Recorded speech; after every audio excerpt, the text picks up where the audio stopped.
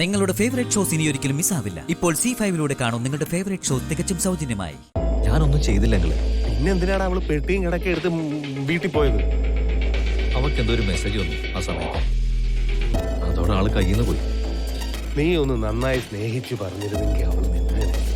ഞാൻ പരമാവധി സ്നേഹിച്ചു നോക്കി, ഏറ്റില്ല. ചേച്ചിട്ട് എന്തോ മെസ്സേജ് വന്നെന്നോ ചേച്ചിക്ക് എന്തോ ഡൗട്ട് അടിച്ചെന്നോ ഒക്കെ പറഞ്ഞ് ഒറ്റ പോകും. നേരാണോടാ? സുമിതയ്ക്ക് വല്ല സംശയം തോന്നി കാണുമോ? ഏയ്, അങ്ങനെ വരാൻ.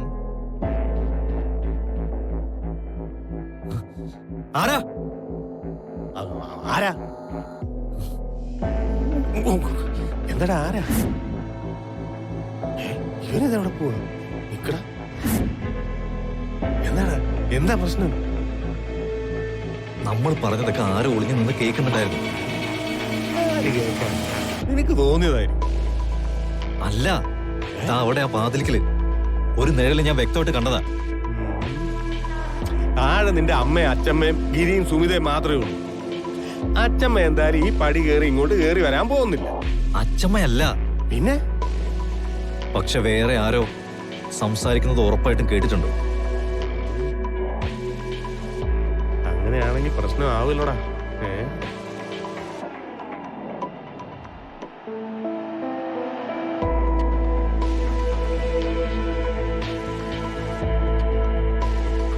അമ്മേ, പറയാൻ മറന്നു. സനു അടുത്ത ആഴ്ച പോവാ. എങ്ങോട്ട്? മിലാനിലേക്ക്. ആഹാ, ടിക്കറ്റ് മിസ്സാക്കി വന്നോ? വന്നു, അവര് മെയിൽ അയച്ചിട്ടുണ്ട്. ശ്രീ, നാളെ ശ്രീ വരുമ്പോ ഒരു പ്രിന്റ് ഔട്ട് എടുത്തോണ്ട് വരാൻ മറക്കല്ലേട്ടോ. ഡയറക്റ്റ് ഫ്ലൈറ്റ് ആണോ മോളെ? അല്ലച്ചാ, ഇവിടുന്ന് നേരെ മുംബൈ. പിന്നെ അവിടെ ഒന്നൊരു ദിവസം സ്റ്റേ ചെയ്യേണ്ടി വരും. Next day Milan. മുംബൈയിൽ ഇപ്പോ ഷോപ്പിങ്ങിനൊക്കെ സമയം കിട്ടുമായിരിക്കും അല്ലേ സനുമോളെ? എന്തിനാ അമ്മേ മുംബൈയിൽ ഷോപ്പിംഗ് ചെയ്യുന്നേ? ഇവളങ്ങ് മിലാനിലേക്കല്ലേ പോകുന്നേ? അമ്മയ്ക്ക് എന്തൊക്കെയാ വേണ്ടേന്ന് വെച്ചാ അമ്മയൊരു ലിസ്റ്റ് കൊടുത്താൽ മതി. അവള് വരുമ്പോ മിലാനിന്ന് കൊണ്ടുവരുന്നേ. എത്ര ദിവസത്തെ പ്രോഗ്രാം അവിടെ? റിഹേഴ്സലും പ്രിപ്പറേഷൻസും കൂടി ഏകദേശം 1 വീക്ക് എടുക്കും. ഷോയും കഴിഞ്ഞ് എല്ലാം കൂടി ഒരു 10 ദിവസത്തിനകത്ത് തിരിച്ചു വരും. ഇവിടുന്ന് വേറെ ഒരുപാട് പേരുണ്ടോ മോളെ? ഇന്ത്യയിൽ നിന്ന് എല്ലാം കൂടി 3 പേരാച്ചാ ഉള്ളത്. അതിൽ സൗത്തിൽ നിന്ന് സെലക്ഷൻ കിട്ടിയത് എനിക്ക് മാത്രം. എന്തു വലിയ അവസരം നമ്മുടെ സാനിയെ തേടി വന്നിരിക്കുന്നത് അല്ലേ ചന്ദ്രേട്ടാ? അതെ അതെ, ഒക്കെ നന്നായി വരട്ടെ. കൈകടി.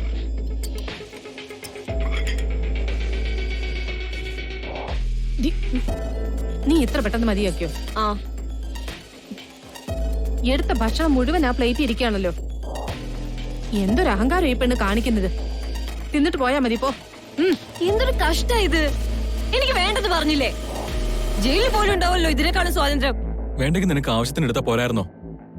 എന്തിനാ വെറുതെ ഫുഡ് വേസ്റ്റ് ചെയ്യുന്നേ? ആ പോട്ടെ, ഒരു ദിവസം അവൾക്ക് വേണ്ടാന്ന് തോന്നിയെങ്കിൽ വേണ്ട. എന്തിനാ നിർബന്ധിക്കുന്നേ? നന്ദു ഒരാൾ വിചാരിച്ച എന്റെ ജീവിതം ഇപ്പോഴും നശിപ്പിക്കാൻ പറ്റും. ശ്രീയോ വീട്ടുകാരോ അറിയാതെ അബോർഷൻ നടത്താൻ അന്ന് അവളെ ഞാൻ കൂട്ടുപിടിച്ചത് ഏറ്റവും വലിയ തെറ്റായിപ്പോയി.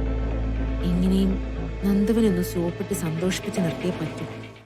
ഡൗൺലോഡ് ചെയ്യൂ C5 ആപ്പ്. കാണൂ എല്ലാ എപ്പിസോഡുകളും സൗജന്യമായി.